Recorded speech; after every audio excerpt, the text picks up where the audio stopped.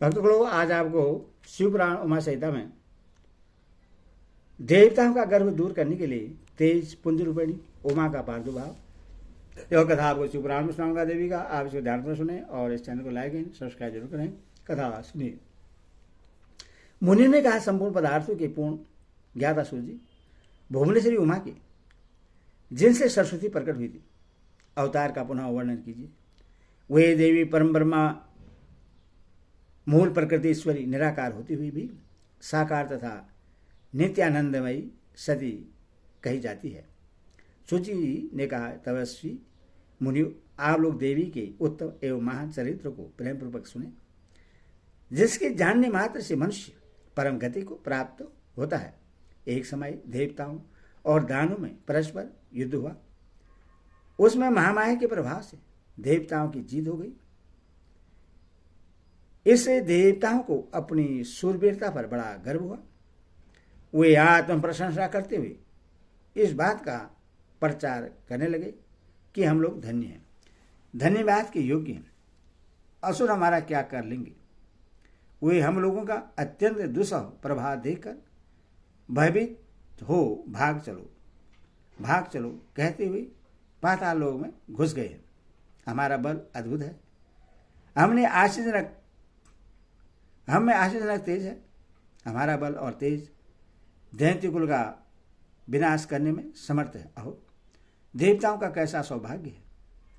इस प्रकार वे जहां तहां ढीक हाँकने लगे। तुरंत उसी समय उनके समक्ष तेज का एक महान पुंज प्रकट हुआ, जो पहले कभी देखने में नहीं आया था। उससे देखकर सब देवता विस्मय से भर गए।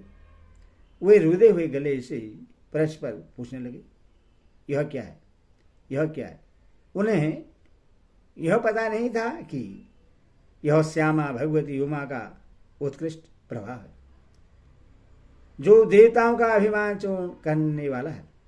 उस समय देवराज इंद्र ने देवताओं को आज्ञा दी, तुम लोग जाओ और यथार्थ रूप से परीक्षा करो कि यह कौन है। देवेंद्र के भेजने से वायु देव उस तेज पुंज के निकट गए।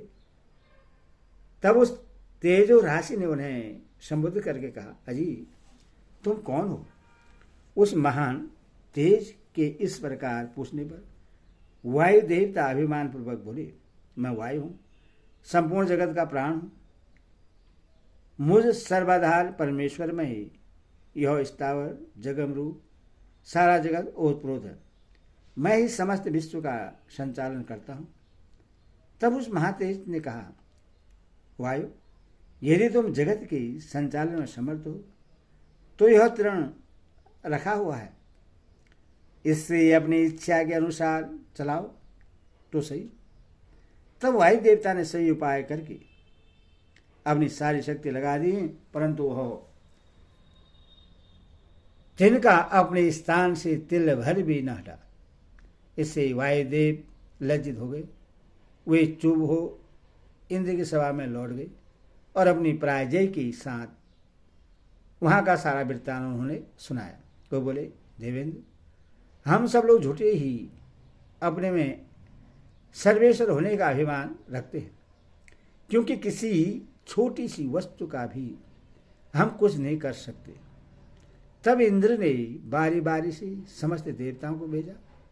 जब वे उससे जानने में समर्थ न हो सके, तब इंद्र स्वयं गए। इंद्र को आते देख वह अत्यंत दुस्सह तेज तत्काल अदृश्य हो गया। इससे इंद्र बड़े विस्मित में हुए और मन ही मन बोले, जिसका ऐसा चरित्र है उसी सर्वेश्वर की मैं शरण लेता हूं। सहस्त्र नेत्रधारी इंद्र बारंबार इसी भाव का चिंतन करने लगे। इसी समय निश्चल करुणामयी शरीर धारण करने वाली सहिजानंद स्वरूपिणी शिवप्रिया उमा उन देवताओं पर दया करने और उनका गर्व हरने के लिए चैत्र शुक्ला नवमी को दोपहर में वहां प्रकट हुई। वे उस तेज पुंज के बीच में विराज रही थी, अपनी कांति से दसों दिशाओं को प्रकाशित कर रही थी और समस्त देवताओं को सुस्पष्ट रूप से यह जता रही थी कि मैं साक्षात पर ब्रह्मा परमात्मा ही हूं। वे चारों हाथ में कर्मश वर, पास, अंकुश और अभय धारण किए थी। श्रुतियां साकार होकर उनकी सेवा करती थी। वे बड़ी रमणीय दिखती थी तथा अपने नूतन यौवन पर उन्हें गर्व था।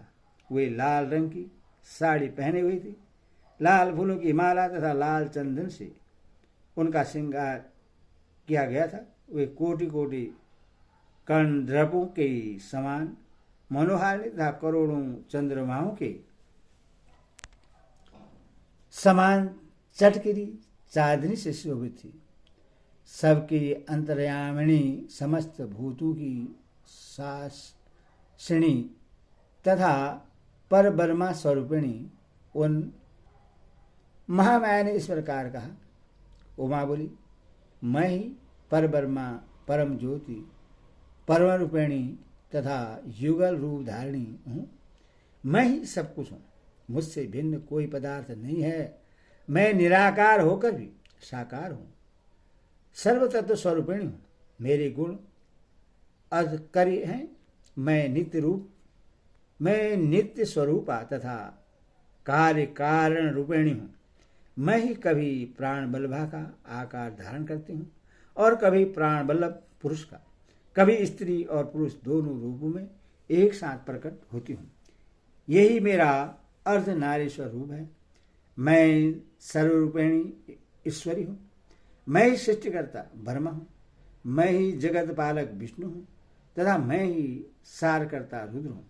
संपूर्ण विश्व को मोह में डालने वाली महामाया मैं हूँ। काली,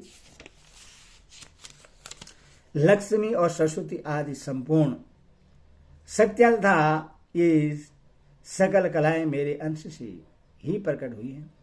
मेरे ही प्रभाव से तुम लोगों ने संपूर्ण धरती पर विजय पाई है। मुझ सर्व विजयिनी को न जानकर तुम लोग व्यर्थ ही अपने को सर्वेश्वर मान रहे हो। जैसे इंद्रजाल करने वाला सूत्रधार कठपुतली को नचाता है, उसी प्रकार मैं ईश्वरी ही समस्त प्राणियों को नचाती हूँ। मेरे भय से हवा चलती है, मेरे भय से ही अग्निदेव सबको जलाते हैं तथा मेरा भय मानकर ही लोकपालगण निरंतर अपने अपने कर्म में लगे रहते हैं। मैं सर्वदा स्वतंत्र हूँ और अपनी लीला से ही कभी देव समुदाय को विजयी बनाती हूँ तथा कभी दैत्य को। माया से परे जिस अविनाशी परात्पर धाम का श्रोत्या वर्णन करती हैं, वह मेरा ही रूप है। सगुण और निर्गुण ये मेरे दो प्रकार के रूप माने गए हैं। इनमें से प्रथम तो माया युक्त है और दूसरा माया रहित। देवताओं, ऐसा जानकर गर्भ छोड़ो और मुझ सनातनी प्रकृति की प्रेम पूर्वक आराधना करो। देवी का यह करुणायुक्त वचन सुन देवता भक्ति भाव से मस्तक झुकाकर उन परमेश्वर की स्तुति करने लगे। जगदीश्वरी, क्षमा करो। परमेश्वरी, प्रश्न हो।